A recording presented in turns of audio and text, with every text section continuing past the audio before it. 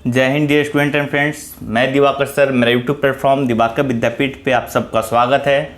और जैसा कि मैंने आप सबसे प्रॉमिस किया था कि आपको मैथ और रीजनिंग के साथ साथ मैं जीके और जीएस की गाइडलाइन भी करूँगा, ताकि जब आपका मैथ ख़त्म हो रहा हो 4 से 5 महीने में, तो आपको इस बात का मन रहे कि आपने मैथ रीजनिंग में तो स्कोर अच्छा कर लिया बट जीके में पीछे रह गया, क्योंकि चारों सब्जेक्ट को बैलेंस लेकर चलना पड़ता है। बट हिंदी ऐसी है क्योंकि आप लोग बचपन से पढ़ते आ रहे हो, तो उसे आप 1 से 2 महीने में कवर कर सकते हो, है ना।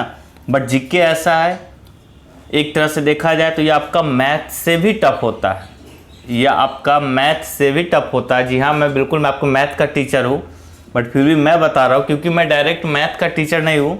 अब मैं भी हर एग्ज़ाम में बैठता हूँ, तो मैंने भी ये फील किया है जीके के बारे में कि मैथ से थोड़ा टफ है। क्यों? क्योंकि मैथ में आप जो पढ़ लेते हो, मान लो आप उससे अगर 2 महीने 3 महीने 5 महीने बाद भी देखते हो, तो आपको मुश्किल से 5 से 10 मिनट लगते उस चीज़ को रिकॉल करने में, क्योंकि आपने प्रैक्टिस कर रखा होता है। बट बात आती है जीके की, तो ये एक ऐसा है कि आप इसे अगर 5 महीना क्या, आप इसे मात्र 20 दिन छोड़ दो या 25 दिन छोड़ दो, रिवीजन ना करो, तो ये आपके दिमाग से बिल्कुल निकल ही जाएगा। इसीलिए ये जो आप बुक देख रहे हैं, जिसे विद्यार्थियों का धर्म ग्रंथ गीता कुरान कहा जाता है, जो हर घर में हर स्टूडेंट के पास ये होता है। जैसे गीता कुरान अधिकतर सब घर में होता है, बट पढ़ते कोई या कोई 1-2 पन्ना ही पढ़ते, कोई रेगुलर पढ़ पाते हैं। उसी तरह इस बुक का हाल हो चुका है। बच्चे सारे घर में, आप 99% स्टूडेंट के घर में ये बुक ज़रूर होगा। सबने जब भी तैयारी शुरू किया, सबसे पहले इसी बुक को परचेज किया, बहुत ही ईमानदारी के साथ। 3 दिन पढ़ा उतनी ही ईमानदारी के साथ, फिर इस बुक को न जाने कहाँ रख दिया, उन्हें खुद नहीं पता होता। कितनों को पता होता है, तो बस पता ही होता है ना, छूने की हिम्मत नहीं हो पाती है। इसी वजह से कुछ बच्चों ने इसका नाम दे रखा है आपका बेवफा। मैं इसका परिचय करा रहा हूँ, ये आखिर ये चीज़ है क्या कि इसका नामकरण ऐसे होता है। इसी वजह से इस चीज़ का नाम दिया गया आपका बेवफा। क्या दिया गया आपका? बेवफा।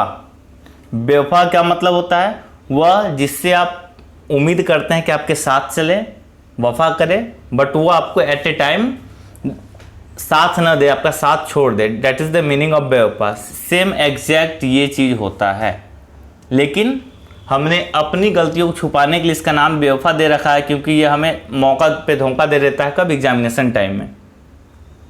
इसकी फरियाद ये इस किताब की है ना, कहानी की तरफ देखो कि आप कहाँ गलतियाँ करते हो। इस किताब की फरियाद ये है, ये बोलता है हमें झूठ मूठ का नाम बेवफा दिया गया है, जबकि बेवकूफ़ी तो पढ़ने वाले करते हैं। आप क्या करते हो? ईमानदारी से एक चैप्टर पढ़ा, अगले दिन दूसरे चैप्टर पढ़ा, तीसरा चैप्टर पढ़ा, पढ़ते गए, और आपको ये भ्रम हो जाता है कि हमने जो पढ़ लिया है वो बिल्कुल आपके माइंड में सेट हो चुका है जन्म जन्मांतर के लिए। जैसे आप पॉकेट में पैसा कमाते हो, पॉकेट में पैसा रखते हो, सॉरी, है ना, तो सोचते हो कि जब भी निकालोगे तो 100 का 100 रुपया ही रहेगा। तो आप वही चीज़ अप्लाई करते हो जीके के सेंस में।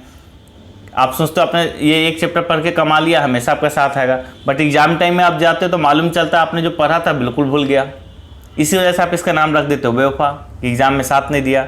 जबकि गलती तो आपकी है डियर स्टूडेंट, कि आपने इसे 2 बार देखने की हिम्मत ही नहीं की, ज़रूरत ही नहीं समझा। आपको लगा कि ये बिल्कुल कमाई है आपकी जो आपने अरज चुके हैं, है ना, गेन कर चुके हैं, जो कि गलत है आपका। तो ये जीके को अगर वफादार बनाना है एग्ज़ाम में, तो आपको रिवीजन ज़रूरी है। कभी भी जीके आप पढ़ें तो आपके माइंड में ये सोच होना चाहिए कि अगर आप मान लो 6 घंटा 6 घंटा आप नहीं पढ़ पाओगे, आप 3 घंटा पढ़ते हो, तो कम से कम 1.5 घंटा रिवीजन करना है। ये माइंड में हमेशा सेट कर लो। और उनके तो फिर ऊपर वाला ही जाने, जो लोग मात्र 1 घंटा पढ़ते हैं या 1.5 घंटा पढ़ते हैं ना, तो उन लोगों से फिर कभी ना कोई एग्ज़ाम निकलेगा। जीके तो बहुत दूर की बात है ना। तो हमने जैसा कि आपसे प्रॉमिस किया था कि आपको जीके की फुल प्रूफ तैयारी करवाई जाएगी, एक प्रॉपर स्ट्रेटजी के साथ हम लोग तैयारी करेंगे। ये एक ऐसी बुक है, अगर आप इसे कवर कर लेते हो, इस बुक का केवल आप 60% भी कवर कर लो तो 25 क्वेश्चन में आई थिंक आप 12 से 13 क्वेश्चन सही कर पाओगे। ठीक है, क्यों? क्योंकि 4 से 5 क्वेश्चन करंट अफेयर आते हैं, 18 क्वेश्चन और 7 क्वेश्चन ऐसे आते हैं जो कभी न्यूमेरिकल कभी टेक्निकल कुछ भी आ जाता है, क्योंकि मैं तो 60% की बात कर रहा हूँ आपसे। तो उसी स्ट्रेटजी के साथ हम लोग 25 में कोशिश करेंगे कम से कम 17 से 18 नंबर आ जाए, क्योंकि जीके में आप 100% श्योर कभी कर ही नहीं सकते हो, है ना। लेकिन मैं जितना करवाऊंगा वो भी कर लेते हो, तब जाके आप 17 से 18 सही कर पाओगे, वरना फिर बहुत मुश्किल है आपका। आपके लिए मैंने इस बुक का एनालिसिस किया, फिर मैंने देखा कि कैसे इसे 3 महीना में 4 महीना में मैक्सिमम नंबर उठाया जा सकता है इस बुक से, क्योंकि 3-4 महीने में सारे बुक को ख़त्म नहीं किया जा सकता, ये भी करवा सकते हैं। इसके लिए आपको दिन रात मैथ ये पर जीके पढ़ना पड़ेगा, तो फिर आपका मैथ में स्कोर कम हो जाएगा। तो आपको बैलेंस स्टडी करके चलना है। तो आपको मैं जैसे जैसे बताता चलूँ बस आप करते चलो, डेली डोज की तरह। डेली डोज के माध्यम से मैंने आपके लिए एक सिस्टम सेट किया है। मैं आपको हर दिन का डोज दूंगा 1 सप्ताह का, जिसमें अगर आप फॉलो करते चलते, थोड़ी सी मेहनत होगी आपको, क्योंकि आपको कम से कम 1.5 से 2 घंटे मैथ पढ़ने हैं, कम से कम आपको जीके पढ़ने में 2.5 से 3 घंटे लग जाएंगे। तो भाई मेरे विश्वास करो, अगर आपको जॉब लेनी है तो थोड़ी सी मेहनत करनी पड़ेगी। अगर आप बच्चे की तरह भी सोच रहे हो कि आधा 1 घंटा केवल बुक उल्टा ले, इधर उधर कर ले, तो नौकरी नहीं लगने वाली। इससे अच्छा आप कोई काम धंधा सीखो और उसमें लग जाओ। जॉब लेनी है तो जॉब को तैयारी भी आपको एक काम की तरह लेना पड़ेगा। जैसे आप कहीं काम भी पकड़ते हो तो वहाँ का मालिक आपसे 9 बजे बुलाता है, 1 घंटे के लंच देता है, तो शाम को 6 बजे छोड़ता है। ऑलमोस्ट आपसे 8 घंटा काम करवाता है, तब जाके आपकी सैलरी कितना 10,000 से 15,000 मिलती है। आपको पता होनी चाहिए 10 से 15,000 मिलता है और आपसे 8 घंटा काम करवाता है। ठीक है, यहाँ आपकी सैलरी अराउंड 30,000 के आसपास मिलेगी। तो सोचो आपको दोगुना अगर सैलरी है तो दोगुना मेहनत भी करना पड़ेगा, 16 घंटा पढ़ना पड़ेगा। बट ये आपको 16 घंटा नहीं भाई मेरे और बहन मेरे, अगर आप 8 घंटा भी पढ़ लो, 8 घंटा को गोली मारो, आप 6 घंटा भी रोज पढ़ लेते हो, तो ये 5 महीना में आप रिजल्ट देने लायक हो जाओगे। आप खुद देखना। बट मैं जैसा करो वैसा करना। होता क्या है, आप जोश में आते हो, 5-6 दिन ढंग से पढ़ते हो, आंख लाल पीले करके पढ़ते हो, और फिर 7वें दिन से आप ढीला ढीला शुरू करते हो। आपको ये अहम हो जाता है कि हमने बहुत सारा पढ़ लिया, चलो आज रेस्ट कर लेते हैं। ऐसा बिल्कुल मत करना। जब तक जॉब मिल नहीं जाती है आपके दिमाग में रेस्ट आनी नहीं चाहिए। दिन रात पढ़ना है, खाना पीना काम जो भी करना करो और पढ़ाई में लग जाओ जब तक कि जॉब मिल ना जाए। अगर जॉब लेनी है तो, है ना। अगर धूल झोंकनी है खुद को, लोग कहते हैं कि गार्जियन की आंखों में धूल झोंक रहा है, जबकि एक्चुअली में आप अपनी आंखों में खुद धूल झोंक रहे होते हो, क्योंकि गार्जियन तो अपनी ज़िंदगी जी ली। अब डिपेंड करता है आप पे कि आप अपना लाइफ कैसा चुनते हो। अगर अभी आप इजी लाइफ चुन लिया, अगर अभी से ही आपने इजी लाइफ का रास्ता पकड़ लिया, तो याद रखना 10 साल के बाद वो इतना कठिन, अभी जो आप जी रहे हो लाइफ, उससे भी 10 गुना बदतर आपकी स्थिति हो जाएगी। महंगाई उतनी ही बढ़ रही है और आपके पास न फिजिकल पावर होगा न मनी पावर होगी। इन सब चीज़ों से निकलना है, तभी आपको इजी मोड में जो ज़िंदगी जी रहे हो इससे बाहर निकलो, कंफर्ट जोन से बाहर निकलो। 2-3 सालों के लिए अपने आप को बिल्कुल गधे की तरह मेहनत करो। जैसे गधा का मैंने एग्जांपल इसलिए दिया क्योंकि उसके अंदर क्वालिटी है कि वो ना बरसात देखता है, न धूप देखता है, न गर्मी देखता है, न ठंडा देखता है। उस पर आप जो काम दे दो वो अनवरत करते रहता है। तो ये क्वालिटी आपके अंदर आनी चाहिए, बट गधे जैसी दिमाग नहीं चाहिए, है ना। दिमाग तो आपको इंसान वाले ही रखनी होगी, शार्प माइंड। ठीक है, तो आज से मैं आपको होमवर्क देने जा रहा हूँ। आपको जितना होमवर्क दिया जाए उतना कर लेना। जिनके पास बुक ना है जल्दी से कोशिश करो आप बुक मंगा लो। ठीक है, ऑनलाइन भी शायद मिल ही जाना चाहिए, या बाकी हर बुक स्टॉल पे मिलता है लुसेंट सामान्य ज्ञान। ठीक है, और ये इसका विषय सूची है, शायद आपको दिख नहीं रहा होगा। इतिहास है, भूगोल है, अर्थव्यवस्था है, भारतीय संविधान है। इन सारे टॉपिक को मैं आपको 4 महीने में कंप्लीट करवाऊंगा। कुछ टॉपिक छांटने वाले जो मैं छाट दूंगा, उसके पीछे फिर ये भौतिक है, रसायन है, जीव विज्ञान है, विविध है, खेलकूद है। तो अगर आप मेरी स्ट्रेटजी से चलो, तो जैसे मैंने मैथ और रीजनिंग में आपसे प्रॉमिस किया हुआ है SSCGD में कि आपको 45+ नंबर दिला कर रहूँगा, अगर मैं 5 महीना मुझे पढ़ाने का मौका मिल जाए, क्योंकि एग्ज़ाम भी आपका 5 महीने से पहले नहीं लेने वाला है। ठीक है, उसी तरह मैं वादा करता हूँ आप मेरी बात मानो तो आपका सब चीज़ सही हो जाएगा। अच्छे नंबर आप ला पाओगे। फिर हिंदी की देखी जाएगी जब टाइम आएगा।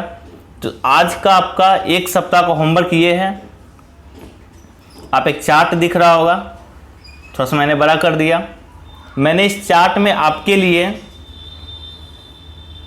एक शेड्यूल तैयार किया है ताकि आपको बस लगे कि होमवर्क मिला हुआ है 5 जून से लेकर 10 जून तक का। ठीक है, जैसे आज शुक्रवार है तो शुक्रवार हो गया, शनिवार, रविवार, सोमवार, मंगलवार, बुधवार।